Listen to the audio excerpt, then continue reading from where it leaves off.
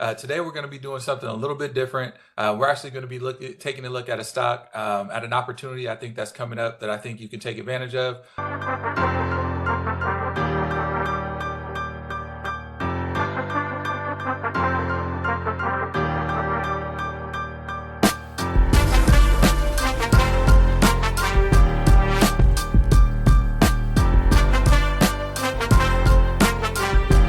Hey there, welcome back to the Flex Free Game channel. Really excited to bring you this video today.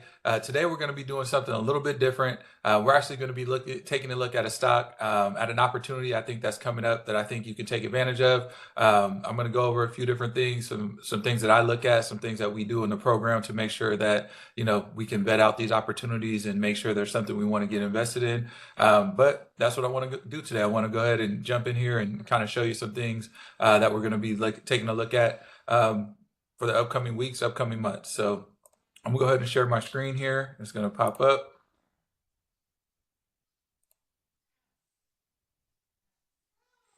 All right, so here we have Microsoft, and this is actually the stock I want to talk about today. Microsoft has been a top performing stock for a long time now and has been doing a really good job over time, and is one that is kind of in a situation now where I think it's a pretty good buy opportunity if you're a long-time holder. Also, if you like to trade, there's some a significant buy signal I think that's going to be coming up that I want to kind of go over what I look at, why I think it's an opportunity, and I'll share that with you. So first, before we jump into that, as we can see, Microsoft is trading now at $412.10. It's up a little, almost close to $6 on the day. We see it has earnings coming up here on the November 21st, which will be a big date. We want to kind of see how they're doing quarter over quarter when they present their information. And one of the things about Microsoft is it has a huge Azure cloud segment that brings in a lot of revenue, especially these days with all the importance of AI, and everybody's kind of looking at AI very strongly. And the people that have these strong cloud computing networks and things that can kind of help in that aspect are going to start to take advantage of that as well. And Microsoft has been doing that for a long time, providing storage space for different companies, also providing different security settings for different companies. So they do great there. They have a lot of other products and things that they're kind of involved in as well in terms of verticals. But I think that Azure cloud segment is really going to drive the stock forward in the near future. One thing that I always do look at when I look at companies is I want to look at the top line revenue. So we like to look at the fundamentals and really let that kind of drive us as we're making decisions. And you can see Microsoft continually adds to their top line. So if you go back a few years, they're at 168 billion, up to 198, then 211, up to 245 billion. So they continue to add to that top line and grow the account. And we talk about this all the time. That top line revenue correlates to that stock chart and the stock price as it goes up, right? So that's something you want to look at. Make sure that they're continuing to add to the top line year over year. And if there's a dip there, or if there's something that changes, you can start to make different decisions. But looking at that, the first step, I see that is continually going forward. So I'm going to move on to the next thing I like to check out. And the next thing I like to look at is the charts, right? So if you go to Microsoft here, you can see this is a 5-year chart. First thing I look at is kind of a long-term chart. I want to see what the stock has been doing over the long term. And if you take a look back here, 5 years ago, it was trading about around 140. And we can see over that 5-year period, it's gone up to where it is now, around 413, 412.